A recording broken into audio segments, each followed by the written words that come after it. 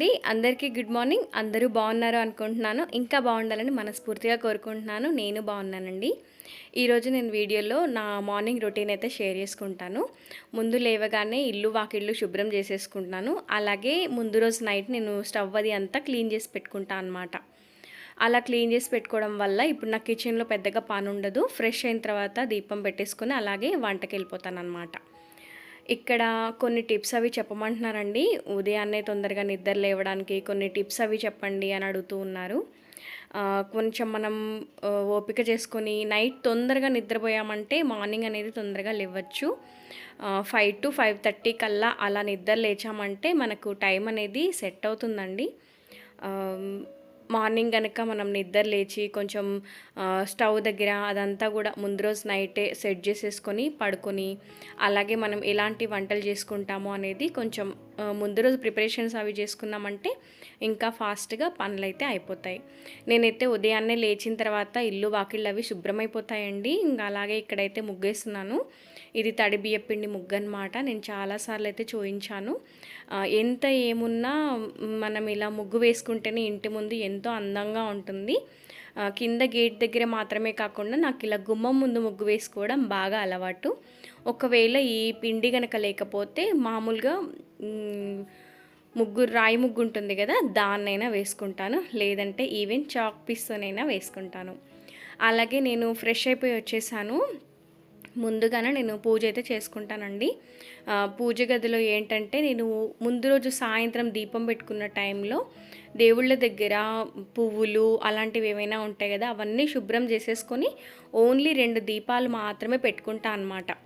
అలా పెట్టుకోవడం వల్ల ఇంకేమైనా దేవుడి పాత్రలు ఏమైనా క్లీన్ చేసుకోవాలి అలాంటివన్నీ ఉంటే కూడా ముందు రోజు సాయంత్రమే చేసేస్తాను. ఇప్పుడు నాకు ఇంకా ఆ పనులు అవి ఏవి ఉండవు. ఇంకా పూజ అయిపోయింది కదండి. ఇంక ఇక్కడైతే టీ పెట్టాను. ప్రతిరోజు టీ ఏం పెట్టను, ఒక్కోసారి ఒక్కోలాగా. ఏవైనా ఆకులు ఉంటాయి కదా, తమలపాకులతో కానీ లేదంటే తిప్పతీగ ఆకులతో కానీ కషాయాలు అవి చేస్తూ ఉంటాను. ఇక్కడైతే టీ పెట్టేశాను అనమాట ఇవాళ. నిన్నటి వీడియోకి ఒక కామెంట్ వచ్చిందండి. అయితే శారీ కుచ్చు వీడియోస్ ఇలాంటివన్నీ నేను పెట్టలేకపోతున్నాను కదా, అయితే మీరు ఒక కొత్త ఛానల్ క్రియేట్ చేయొచ్చు కదా అని ఒక సిస్టర్ చెప్పారు. యాక్చువల్లీ నేను ఆ ప్లాన్లో అయితే ఉన్నానండి. సో దాని గురించి అప్డేట్ కూడా నేను త్వరలోనే మీకు ఇస్తాను అని అనుకుంటున్నాను. ఇంకా ఇక్కడైతే టీ తాగేసి వచ్చిన తర్వాత ఇంకా ఫస్ట్ రైస్ పెట్టేసి కూర్చున్నాను అనమాట. కొంచెం టైం అలా స్పెండ్ చేయాలనిపిస్తుంది, కానీ అదే పనిగా అక్కడ కూర్చున్నామంటే ఇంకా పిల్లలకి వ్యాన్ వచ్చేస్తుంది కదా, అవ్వదన్నమాట. ఫస్ట్ అయితే నేను రైస్ పెట్టాను కదా, అలాగే కర్రీ అయితే వాళ్ళు ఏం పెద్దగా పెట్టుకోలేదు. అయితే దోశలు వేయడం కోసం ఇక్కడ పచ్చడి చేస్తున్నాను అనమాట. పచ్చిమిర్చి అవి వేయించేసుకున్నాను ఫస్ట్. తర్వాత అందులో ఉల్లిపాయలు టమాటాలు సేమ్ క్వాంటిటీలో వేసాను అనమాట. ఈ చట్నీ ఒకసారి మా ఊర్లో, మా అత్తగారి ఊర్లో ఏదో ఒక ఫంక్షన్ జరిగినప్పుడు వంట వాళ్ళు చేశారనమాట పొంగలికి. చాలా బాగుండింది టేస్ట్.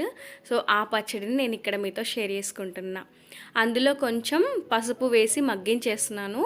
ముందుగానే నేను పల్లీలు వేయించి పెట్టేసుకున్నానండి, అవి చల్లారిపోతాయి కదా. ఇంకా ఇందులోనే నేను వెల్లుల్లి కూడా వేసుకుంటాను అనమాట. ఒక చిన్న సైజు వెల్లుల్లి మొత్తం వేసేస్తున్నాను పొట్టుతో సహా. దీన్ని ఇంకా ఇవి చల్లారిపోతాయి. ఈలోగా టమాటాలు ఉల్లిపాయలు అవి మగ్గిపోవాలి పూర్తిగా కూడా.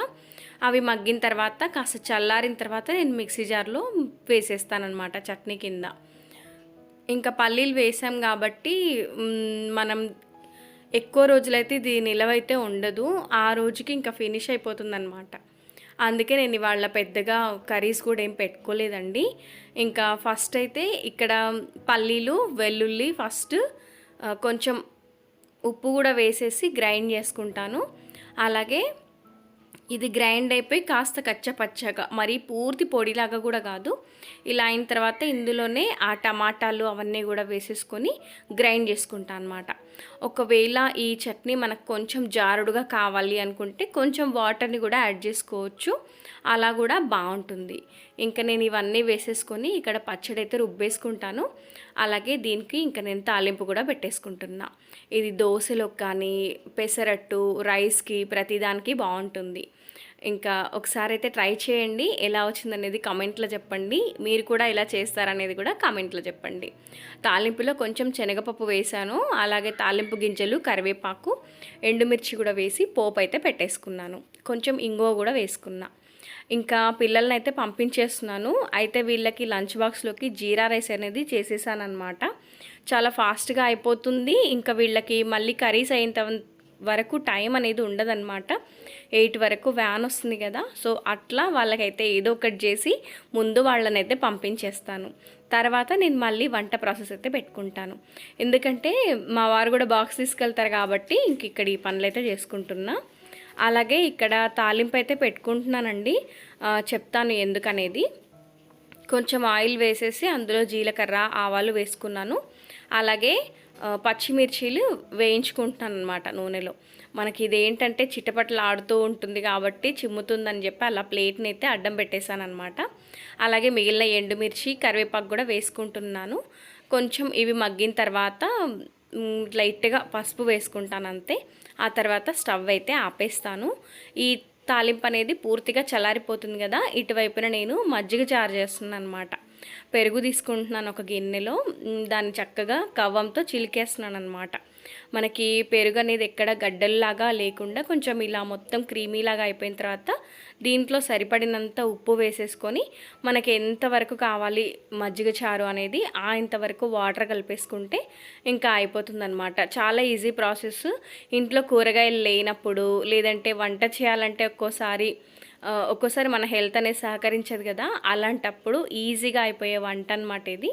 ఇంట్లో ఏవైనా పచ్చళ్ళు అవి వేసుకొని తిన్నా ఇలాంటి చారు ఒకటి చేసి పెట్టుకుంటే చాలు. ఇందులో సన్నగా కట్ చేసి పెట్టుకున్న ఉల్లిపాయలు వేసాను. అలాగే కొత్తిమీర కూడా, ఇంట్రెస్ట్ ఉంటే ఇందులో పుదీనా కూడా వేసుకోవచ్చు. ముందుగానే నేను సాల్ట్ అనేది యాడ్ చేశాను. ఇప్పుడు ఈ తాలింపు అంతా కూడా ఇందులో కలిపేసుకుంటున్నా. దీనికి కాంబినేషన్ కింద బజ్జీలు వేసుకుంటే కూడా చాలా బాగుంటుంది. అదండి, ఇంకా మజ్జిగ చారు కూడా అయిపోయింది అటువైపున. ఇటువైపున వచ్చేసి దోశలు వేసిస్తున్నాను మా వారికి.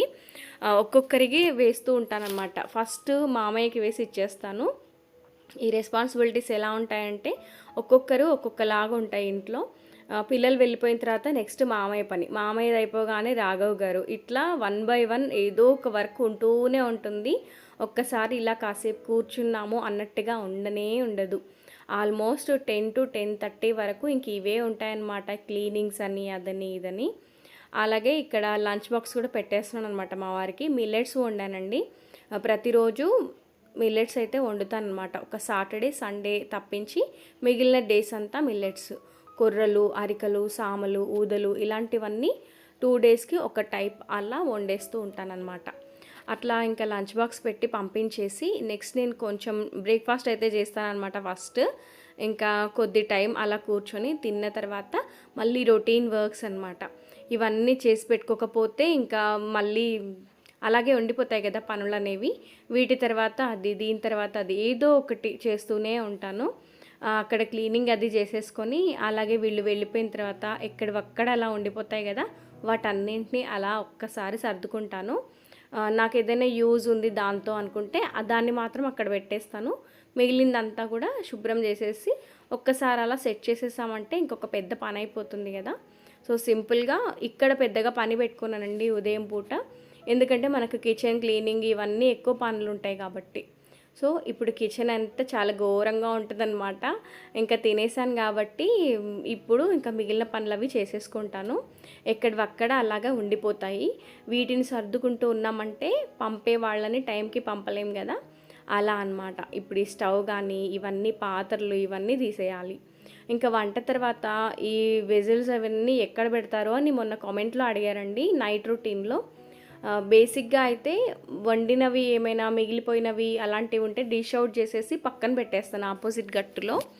లేదంటే ఇంకా ఈ తోమేవి అవన్నీ ఉంటే నేను బయట షింకులో వేసుకుంటాను అనమాట. నాకు యూటిలిటీలో కూడా ఒక షింక్ అనేది ఉంటుంది, దాంట్లో అయితే వేసేస్తాను. అది కూడా ఫిల్ అయింది అంటే ఒక టబ్లో వేసి బయట పెట్టేస్తాను. గిన్నెలు కడగడానికి ఒక అమ్మాయి వస్తుంది, ఇంకా తను కడిగేస్తుంది అనమాట. ఇక్కడ మజ్జిగ చారు కూడా డిష్ అవుట్ చేసేస్తున్నాను. ఇంకా అందరికీ పెట్టించేసాను అనమాట. ఇంకా నేను ఒక్కదాన్నే ఉన్నాను తినడానికి మధ్యాహ్నంకి. దాన్ని కూడా అంతా తీసేసి చిన్న చిన్నగా ఏవైనా ఉంటాయి కదా వాటన్నింటినీ అట్లా ఒక్కసారి వైప్ చేసేసుకొని స్టవ్ గట్టు అంతా కూడా శుభ్రం చేసేసుకుంటాను. ఈ పనులు అనేవి మనకు పెండింగ్ పెట్టడానికి ఉండదు. ఎప్పుడప్పుడు చేసుకుంటే మనకు కిచెన్ అనేది నీట్గా ఉంటుంది. అలాగే సడన్గా ఎవరైనా వచ్చినా కూడా చూడడానికి కూడా బాగుంటుంది. ఇప్పుడు మనం స్టవ్ అనేది ఇలా వదిలేసి ఒక గంట తర్వాత చేద్దాము అనడానికి ఉండదు. ఎందుకంటే చిన్న చిన్నగా పురుగుల్లాంటివి లేదంటే చీమలు అలాంటివన్నీ స్టార్ట్ అవుతూనే ఉంటాయన్నమాట. ఇప్పుడు కిచెన్ అనేది నీట్‌గా, ఆర్గనైజింగ్‌గా ఉందంటే మనకు కూడా ఎక్కువ సమయం ఇక్కడ ఉండి వంట చేయాలి, ఏవైనా వెరైటీగా చేసి పెట్టాలి అని అనిపిస్తుంది.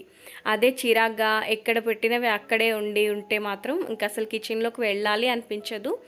మెంటల్లీ మనం కూడా అంత ఇంట్రెస్ట్ అనేది రాదనమాట వంట మీద.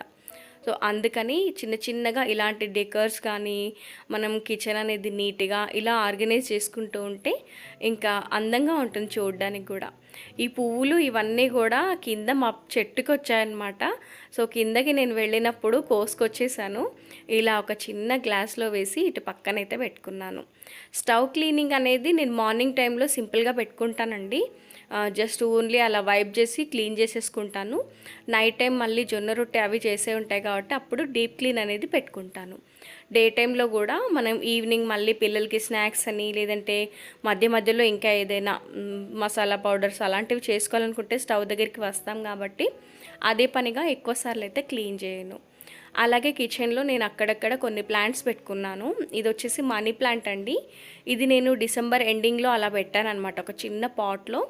అయితే చిన్న చిన్నగా పక్క నుండి పిలకలు కూడా వచ్చేస్తున్నాయి చాలా హెల్దీగా. అప్పుడప్పుడు వీటిని సన్లైట్లో పెడతా అనమాట. వాటర్ కూడా ఎక్కువగా ఇవ్వకూడదు. ఒక 4 డేస్కి అలా కొంచెంగా అలా ఇస్తూ ఉంటాను. ఇవి ఇంకా పిలకలు కూడా పెట్టేస్తున్నాయి. ఇంకా కిచెన్ అనేది ఇక్కడ గట్టు మొత్తం పూర్తయిందండి. ఆపోజిట్ గట్టులో కూడా క్లీన్ చేసేసాను అనమాట ఆల్మోస్ట్. ఇంకా ఏమీ ఉండదు పని కిచెన్లో అయితే. ఇంకా చూసారు కదా ఇలా డిష్ అవుట్ చేసినవన్నీ ఇటువైపున పెట్టుకున్నాను. ఇంకా తోమవలసినవి అవన్నీ కూడా బయట అయితే పెట్టేసుకుంటాను. ఇక్కడ ఒక చిన్న స్టాండ్ ఉంటుంది, పాట్ స్టాండ్, మనం మొక్కలు పెడతాం కదా అలాంటి స్టాండ్ అనమాట. ఇంకా దానిపైన ఇవన్నీ కూడా ఇలా పెట్టేసుకున్నాను. ఈ 2 కౌంటర్ టాప్స్ అన్నీ కూడా క్లీన్ అయిపోయాయంటే ఇంకా కిచెన్లో దాదాపుగా పని అయిపోయినట్టే. మరి ఇదండి ఇవాళ వ్లాగ్ వచ్చేసి మార్నింగ్ టు వర్క్ రొటీన్ నేను ఎలా చేసుకుంటాను, ఎలా ఫినిష్ చేసుకుంటాను అనేది ఈ వీడియోలో మీకు చూపించాను. వీడియో నచ్చితే తప్పకుండా ఒక లైక్ చేసి కొత్తగా ఛానల్ చూస్తుంటే సబ్స్క్రైబ్ చేసుకోండి. మరొక మంచి వీడియోతో మళ్ళీ మీ ముందు ఉంటాను.